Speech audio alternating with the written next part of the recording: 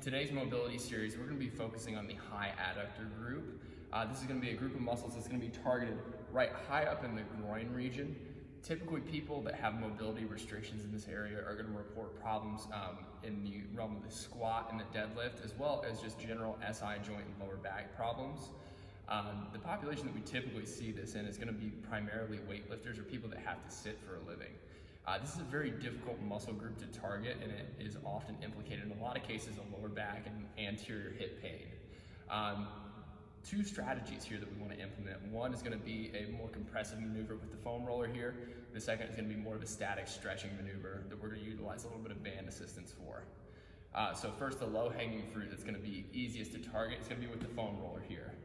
Now with this, if you want to target the high adductors, it does require a little bit more force than most areas because it is a very dense muscle group and it tends to be pretty tight on most people. So what you want to do is position yourself on the floor so that you're straddling the foam roller.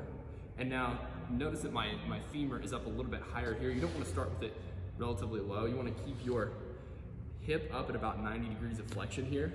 And then what you're going to want to do is drop down on your forearms like this. Now you're going to use your hands and elbows to wedge yourself into this foam roller to add more weight to it. And now you will have to glide back and forth. You may have to play around with the angle of the femur, either bringing it up toward the top of the foam roller or down a little bit closer to the back end of it. But what you want to do is find a spot that tends to be a little tender, maybe a little bit tight, and sit there and work over a 1-inch section for about 30 to 45 seconds. Now you want to hit that a couple times a day if this is particularly problematic for you.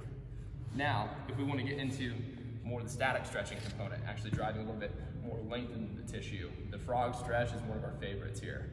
With the frog stretch, how we set this up, you're going to be in a quadruped position here, just like this. Now, if you notice that my feet are pointing out like this, you do not want to bring your heels together for this one. You actually want to keep them perpendicular, so you want to keep about a 90-degree angle in the knee. And then at that point, what you're going to want to do is drop down on your forearms here, just like this. Now, in order to drive a stretch into the high adductors, it requires a very particular pelvic position. So you want to think the bottom end of a squat on this. So before we get started here, we're going to use our elbows and hands as a push-off point, and they're going to put an arch in your back, just about as much as you're comfortable going. And then using your hands here, you want to drive your hips backward, almost like you're sitting down into a chair that's behind you or sitting down at the bottom end of the squat. You should be feeling, at this point, a very deep stretch high up in the groin, high in the adductors. That's how you know you're targeting this. What you want to do for this one, again, is set up here as wide as your knees are comfortable going. Again, drop down on the forearms, drive an arch into the lower back, try to stick your butt in the air, and then drive your butt down, backward, using your hands as a push-off point.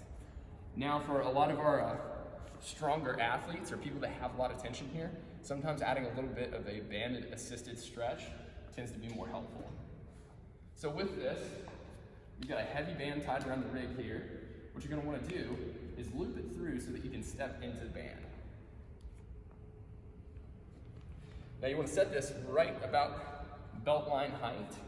And now notice the height of this is a little bit higher than my hips. That's actually what you want. So with this stretch, you're going to drop down to your knees again, just like we did previously. Make sure the feet are pointing outward.